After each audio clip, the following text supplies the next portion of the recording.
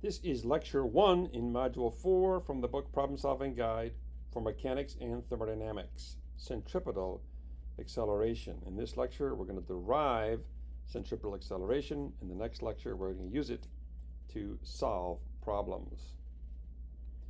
So when moving in a straight line, the only way to accelerate is to change speed. Speed up or slow down. There is another way to accelerate, and that is to change direction.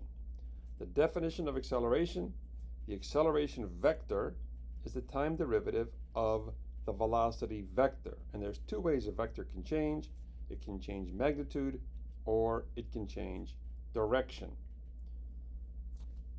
Centripetal acceleration involves particle moving in a circle. In this module, we're only going to consider particles moving in a circle at constant speed. So in this module, we have only particles moving in a circle at constant speed, not changing speed while they're moving in a circle. So we're going to use a vector diagram to get the acceleration of a particle moving in a circular radius r at constant speed v. Here's the diagram. Those velocity vectors have the same magnitude. They're the same length because the particle is traveling at the same speed. It's going clockwise around the circle.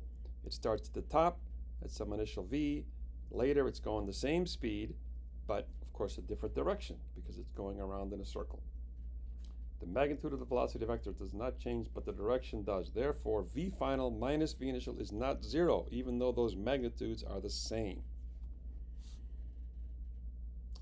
Delta v is v final minus v initial, and we need that to get the acceleration, so let's get it using the head-to-tail method of adding vectors. Yes, we are not adding vectors or subtracting them, but we can just add the negative of a vector. So we're going to do v final plus minus v initial using the head-to-tail method. So here's v final. I just copied it from the diagram and dragged it over. V initial is to the right, minus v initial is to the left. I'm going to switch that around and put it right there. The resultant vector, v final vector plus minus v initial vector, is that. And that's delta v vector, and that's what we need to get the acceleration, because the acceleration vector is delta v vector divided by delta t. So here's our diagram.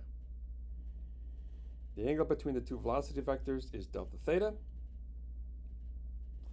The triangle of vectors is isosceles because the magnitude of v final is the magnitude of v initial. So those two lengths are the same, which is the speed. The definition of angle. Any angle is the arc length divided by the radius. So I'm going to put the arc length on the diagram in red. There it is. S, that's the arc length. It's curved. And the radius is that. In this velocity triangle, the radius is just the speed. It's either v final or v initial, the magnitude of those, and those are the same. Now the arc length is not exactly delta v, because the arc length is curved and delta v is straight.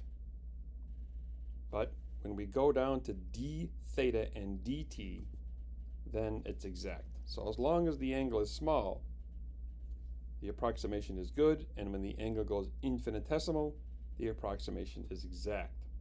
So when the angle is small, the magnitude of delta v is very close to delta theta times the radius of that circle, which is the speed, the magnitude of delta v.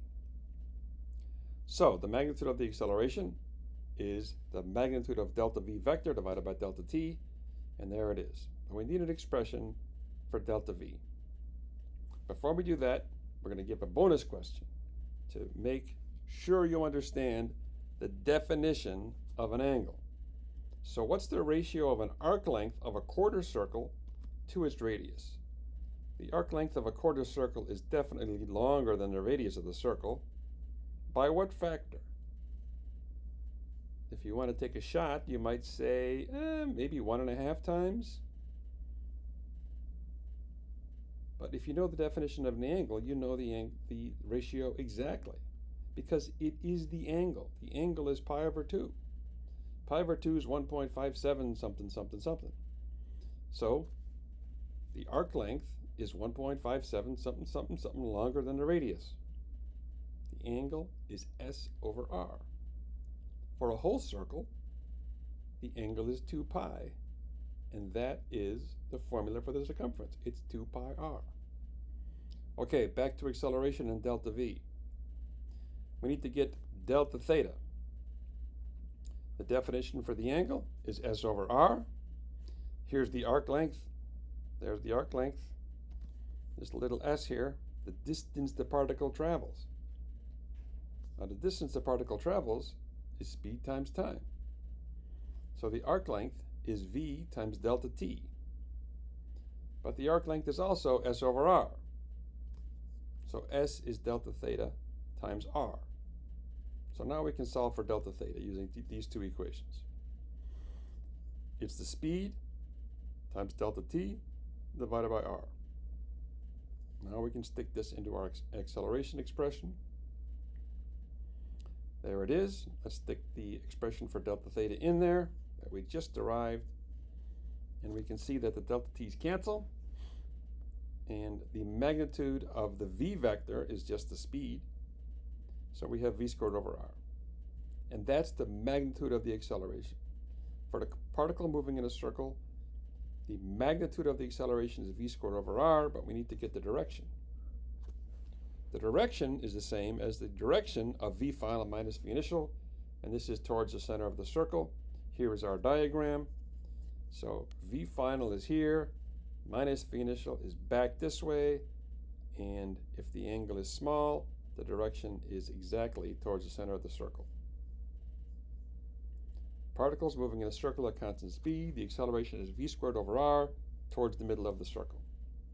That's all you need to know, but now we're going to use calculus to derive the direction of the acceleration vector. When an object is moving in a circle of radius r at constant speed v, you can write the position vector like this as a function of time. That is a circle. If you plot this, it's going to go around in a circle. The velocity vector is the derivative of that, the time derivative of that. So you can take the derivative of cosine vt over r, and you get minus sine vt over r, but then you got to pull out the v over r, and the v over r times r becomes a v, and the sine becomes a cosine. Now, to get the acceleration vector, you take another derivative. You bring out another v over r, so now it's v squared over r. Derivative of sine is cosine, derivative of cosine is minus the sine, so now we have negative signs in both of these. What we can do is we can factor out the v squared over r and the negative sign. So the acceleration is minus v squared over r times this vector.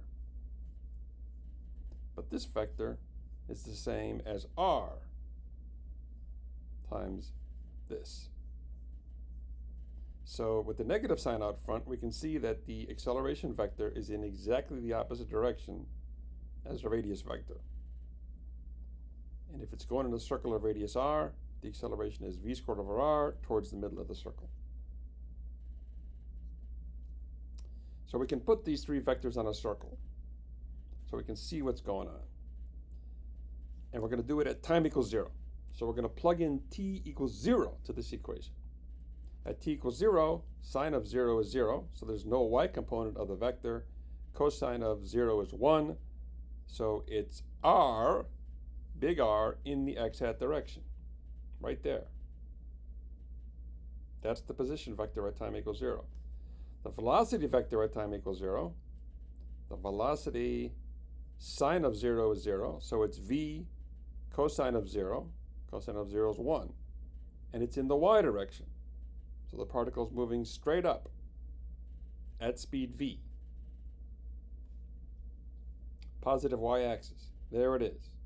I made it a different color because these vectors have different units. They're different dimensions. We shouldn't be trying to compare the magnitudes of the vectors. I could draw this v vector as small or as large as I want relative to the r because they're different things. Now let's look at the acceleration vector. It's v squared over r. What direction is it? At t equals 0. at t equals 0, sine of 0 is 0, cosine of 0 is 1, so it's negative 1. So it's back towards the origin. Like that, directly towards the origin. So the acceleration is toward the middle of the circle, the velocity is tangent to the circle, and the position vector goes out from the origin, of course, and it's constant magnitude. The magnitudes of these vectors never change, only their direction. The relationship is the same all the way around the circle. So at time equals 0, it looks like this. Later on, it might look like that. The r vector is radially outward. The velocity vector is tangent to the circle. The acceleration vector is towards the middle of the circle. Later still, might look like that. Same magnitudes, different directions all the way around the circle. Now we can do the same derivation in polar coordinates. The position vector in polar coordinates is r, big R, the radius of the circle, times a unit vector in the r direction.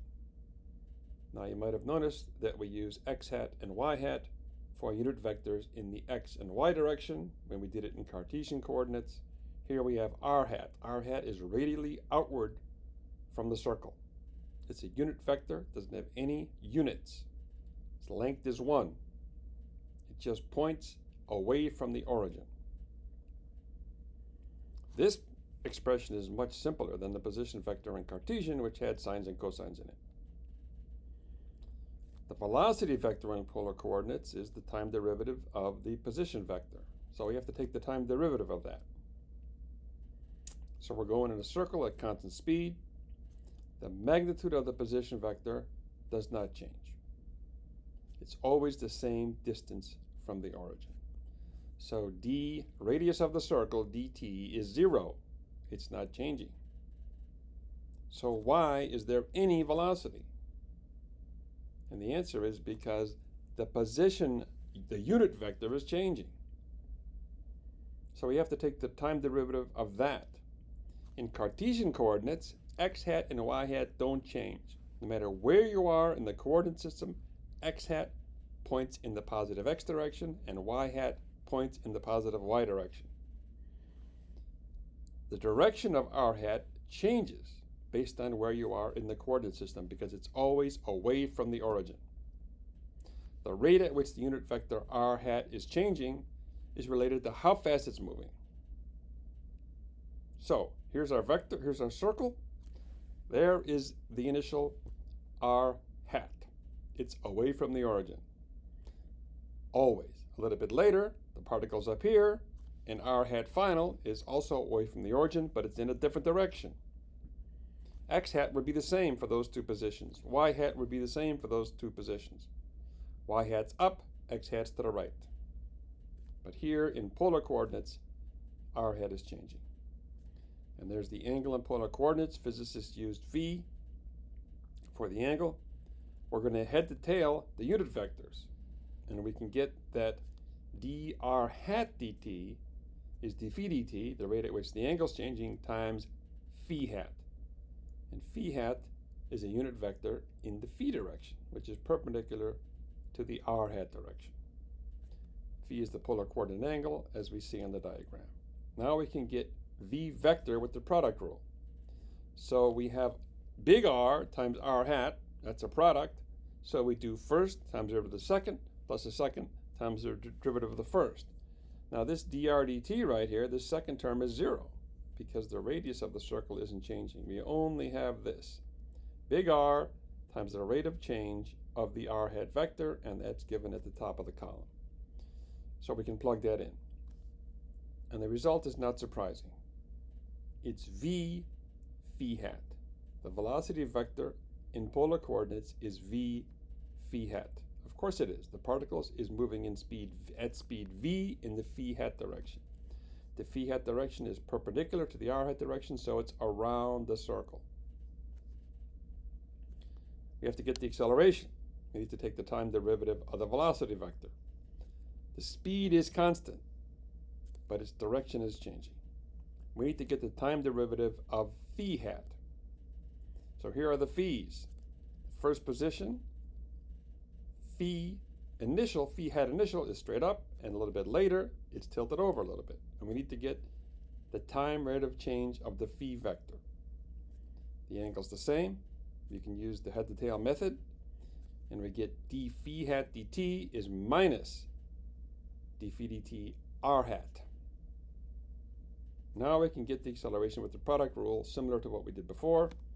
We have to take the derivative of v phi hat. V's constant. V's the speed. That doesn't change. So dv dt is 0. The second term drops out. We have v times d phi hat dt. And we stick that in. And we get v squared over r minus r hat. Minus r hat is towards the middle of the circle. So the acceleration has magnitude of v squared over r towards the middle of the circle, no matter how you do it, no matter which coordinate system you use. So now we can start to solve force problems involving motion in a circle at constant speed. Since there is an acceleration towards the middle of the circle, there must be a net force towards the middle of the circle to provide that acceleration. This is the subject of the second lecture in this module.